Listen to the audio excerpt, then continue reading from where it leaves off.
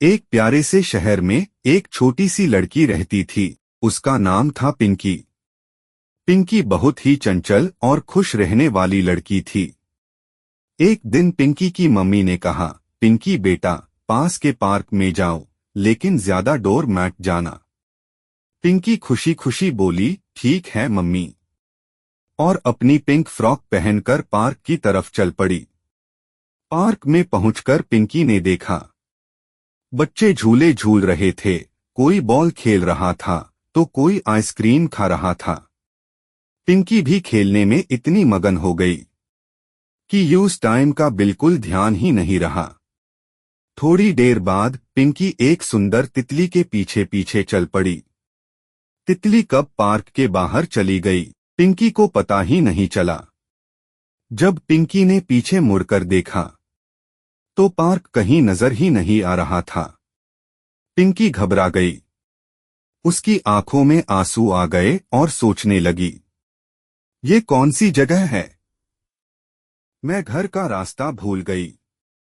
पिंकी धीरे से रोने लगी। तभी वहां से एक बुड्ढी अम्मा गुजरी। उन्होंने पिंकी को रोते हुए देखा और प्यार से बोली, बेटा क्यों रो रही हो? पिंकी ने रोती हुई आवाज में कहा, मेन पार्क में खेलने आई थी, लेकिन घर का रास्ता भूल गई। बुड्ढी अम्मा मुस्कुराई और बोली, डरने की जरूरत नहीं बेटा, जब तक हिम्मत है तब तक हर रास्ता मिल जाता है।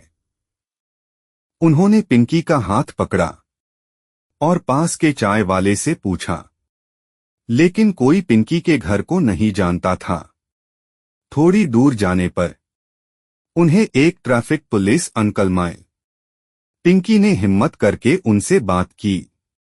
पुलिस अंकल बोले, गुड गर्ल, तुमने सही काम किया जो मदद मांगी।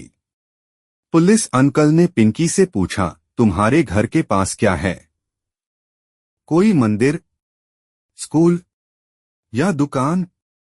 पिंकी थोड़ा सोची, फिर बोली, हाँ, मेरे घर के पास एक बड़ा पीपल का पेड़ और लाल रंग की दुकान है। पुलिस अंकल मुस्कुराए और पिंकी को अपनी बाइक पर बिठाकर उस जगह की तरफ ले गए। रास्ते में अंधेरा होने लगा।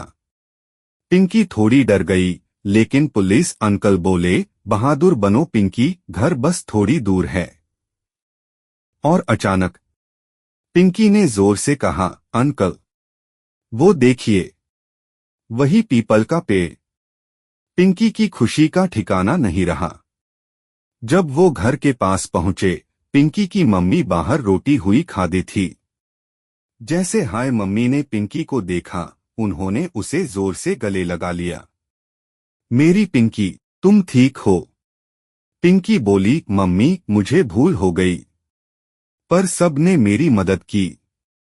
पुलिस अंकल ने समझाया, बच्चों को कभी अकेला दूर नहीं जाना चाहिए, और अगर भटक जाओ तो हमेशा बड़े लोगों या पुलिस से मदद मांगनी चाहिए। पिंकी ने सबको थैंक यू बोला और दिल में एक बात पक्की कर ली, अब मैं बिना बताए कभी दूर नहीं जाऊंगी और कभी डरूंगी भी नहीं।